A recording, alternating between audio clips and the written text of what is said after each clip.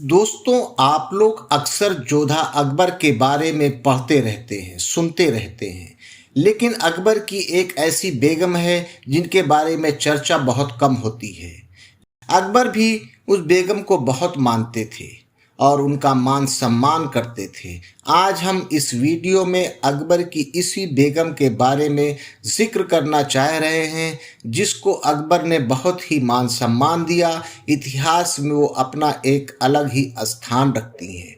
हम बात कर रहे हैं अकबर की दूसरी बेगम सलीमा सुल्तान बेगम की।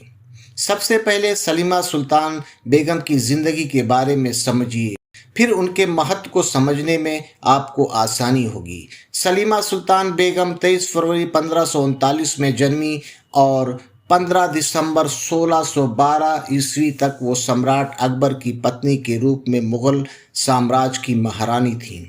सलीमा की शादी पहले बैरम खान से हुई थी और 1561 ईस्वी में उनकी हत्या के बाद उनके चचेरे भाई सम्राट अकबर के साथ उनकी शादी कर दी गई। सलीमा बेगम शाही हरम में एक ख़ास स्थान रखती थीं। सलीमा सुल्तान बेगम का जन्म मुग़ल राजकुमारी गुलरंग बेगम और उनके पति कन्नौज के वायसराय नूरुद्दीन मोहम्मद मिर्ज़ा की बेटी के रूप में हुआ था। सलीमा के नाना मुग़ल साम्राज्य के संस्थापक और पहले मुग़ल सम्राट बाबर थे।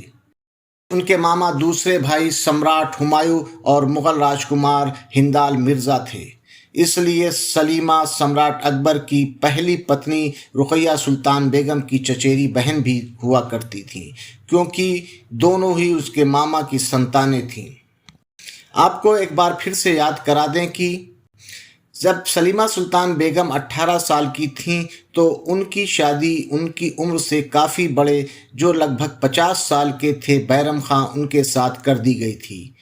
इस शादी के पीछे भी एक राजनीतिक मकसद था। बैरम खान मुग़ल साम्राज्य के सेना के कमांडर थे और मुग़ल दरबार में एक ताकतवर राजनेता भी थे। अकबर की ज़िंदगी में सलीमा सुल्तान बेगम का प्रभाव काफ़ी था। जब 16वीं शताब्दी की शुरुआत में पिता पुत्र के रिश्ते में खटास आ गई, यानी कि सलीम और अकबर के रिश्ते में खटास आ गई, तो सलीमा सुल्तान बेगम ने अकबर और सलीम के बीच समझौता कराने में महत्वपूर्ण भूमिका निभाई थी, जिससे कि सलीम यानी कि जहांगीर को राजगद्दी मिलने का रास्ता साफ हुआ था, क्योंकि अकबर सलीम से काफ़ी नाराज़ थे और वो सलीम को सिंहासन नहीं देना चाह रहे थे। अकबर सलीम की गुस्ताखियों और नाफरमानियों से काफ़ी नाराज़ थे। इस नाराज़गी को दूर करने में सलीमा सुल्तान बेगम ने एक अहम योगदान दिया था। सलीमा सुल्तान बेगम की मौत 15 दिसंबर 1612 ईस्वी में हो गई थी।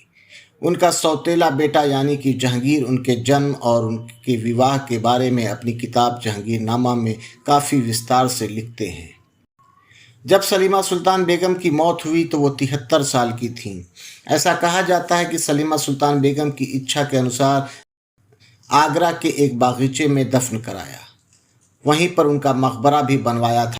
हालांकि इतिहासकारों का इस बारे में काफ़ी मतभेद है और सलीमा सुल्तान बेगम के मकबरे को लेकर अभी तक कोई स्पष्ट जानकारी नहीं हो पाई है।